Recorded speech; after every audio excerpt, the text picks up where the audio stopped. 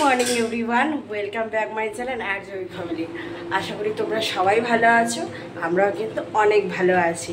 তো আজকে কিন্তু শুক্রবার 10:40 মতো ঘড়িতে এখন বাজে। এখন থেকেই তোমাদের সাথে ব্লগটা স্টার্ট করে দিলাম। বাইরে প্রচণ্ড সকাল থেকে বৃষ্টি হয়েই যাচ্ছে, মানে থামার কোনো গল্পই নেই। তো আমি টুকটাক যা কাজ ছিল করে নিয়েছি, করে নেওয়ার পরে এখন রান্নার দিকে চলে এসেছি। উনানে চা বসিয়েছি আর আরেক উনানে দুধ বসিয়েছি, দুধটা গরম হচ্ছে। এই দেখো চা বসিয়েছি, দুধ বসিয়েছি হচ্ছে। আর হচ্ছে বাবামকে এখনও খাওয়ানো হয়নি, ঘুম থেকে উঠলো, ফ্রেশ করিয়ে দিয়েছি। ও তো খেলা নিয়ে ব্যস্ত। তো আমি আগে এগুলো নামিয়ে নিয়ে ওর খাবার রেডি করে তারপরে ওকে খাওয়াবো। আর সকাল সকাল তোমাদের দাদা মাছ এনে দিয়ে গেছে, রুই মাছ।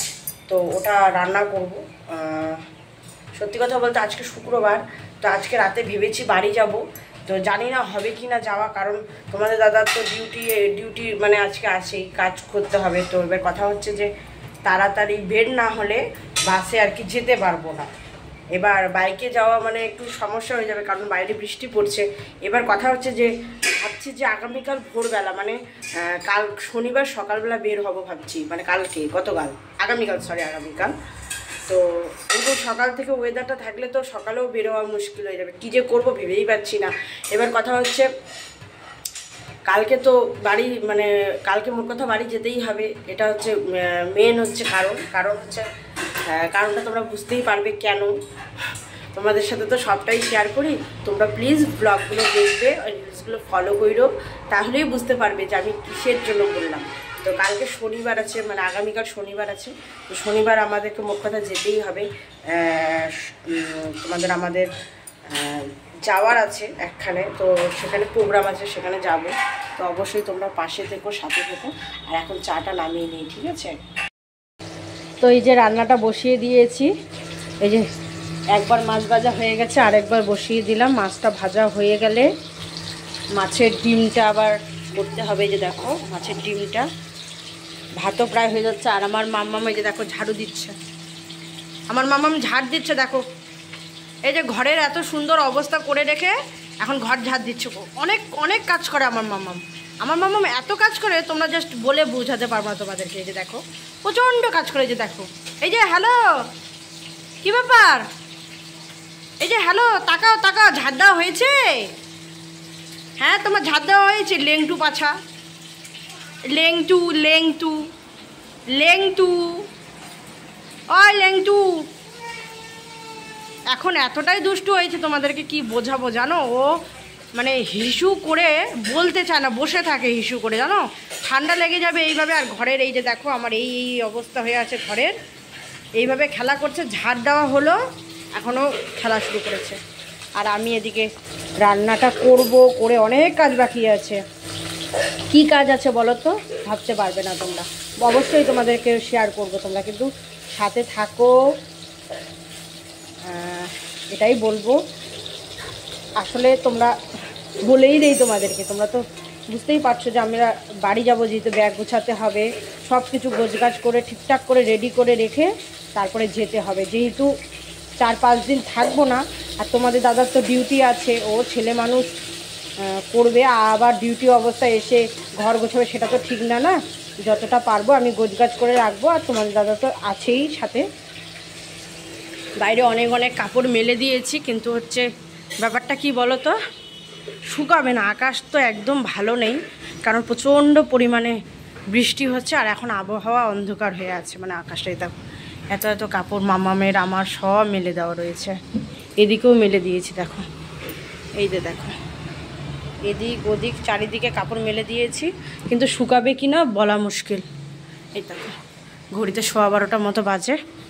ওই যে টিটিট টিটিট টিটিট ঘুম, টিটিট, এই যে ধুম ধুম ধুম ধুম ধুম ধুম ধুম ধুম ধুম ধুম ধুম ধুম ধুম ধুম ধুম ধুম।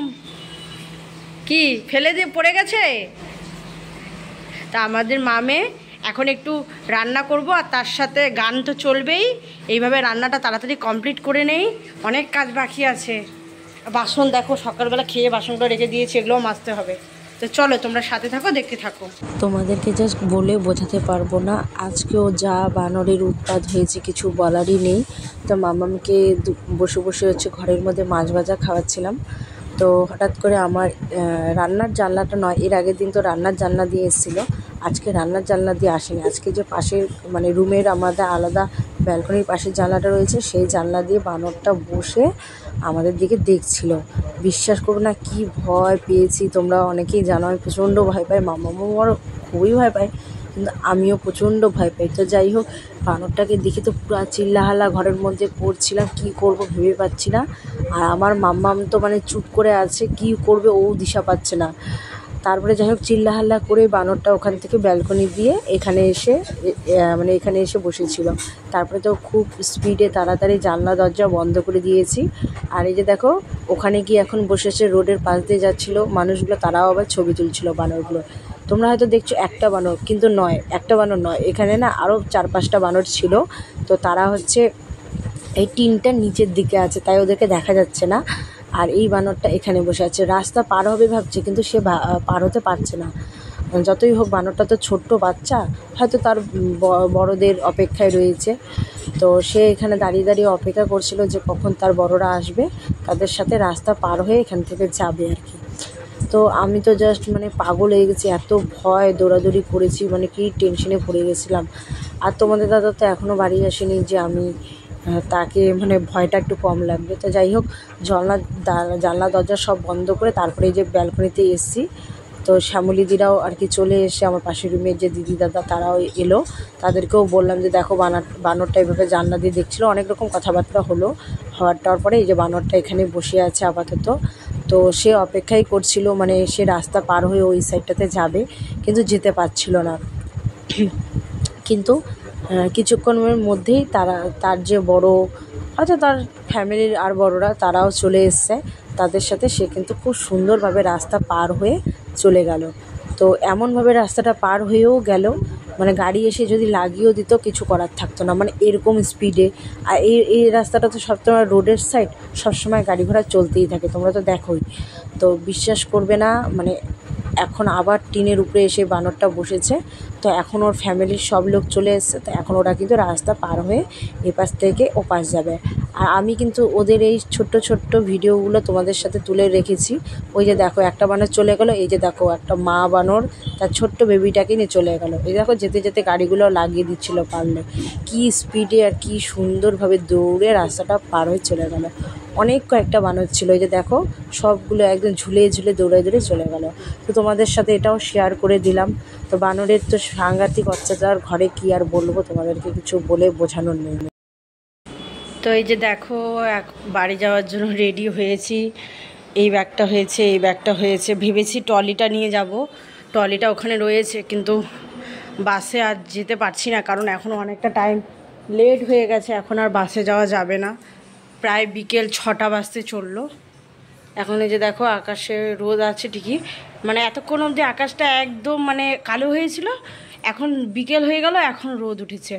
এখন তোমাদের দাদা এখনও অফিস থেকে আসেনি, যে বের হব, ওই দেখো 5:45 বাজতে চললো, অথচ সে এখনও আসেনি রুমে, নাহলে বেরিয়ে যেতাম 6টার পরেই ও বের হবে। তো বাইকেই যাব, তার জন্য এই ব্যাগ দুটো নিয়েছি। সেরকম কিছু কাপড় চোপড় তো নেইনি, জাস্ট খালি মামামেরগুলো দিয়েই ভর্তি, ওর খাওয়ার ওর জিনিস এই আর কি। তো তোমাদের দাদা আসলেই বেরিয়ে পড়বো রেডি হয়ে। মামামের দিকে খেলা করছে, দেখছো?